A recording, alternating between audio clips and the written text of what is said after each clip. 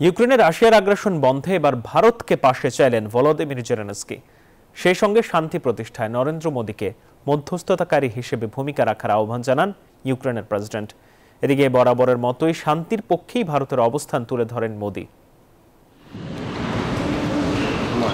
Ukraine স্বাধীন হওয়ার পর এই প্রথম দেশটি সফর করছেন কোনো ভারতীয় প্রধানমন্ত্রী।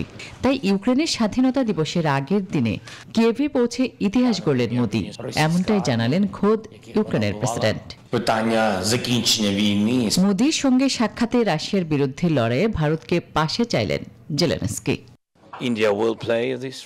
শান্তি নিশ্চিতে ভারতকে আমাদের প্রয়োজন, কারণ এটি ইউক্রেনের বিরুদ্ধে এক ব্যক্তির যুদ্ধ। সেই ব্যক্তিটি পুতিন। তাই ভারত একটি বড় দেশ হিসেবে পুতিনের আগ্রাসন থামিয়ে শান্তি আনতে বিশেষ ভূমিকা রাখতে পারে বলে আমি মনে করি।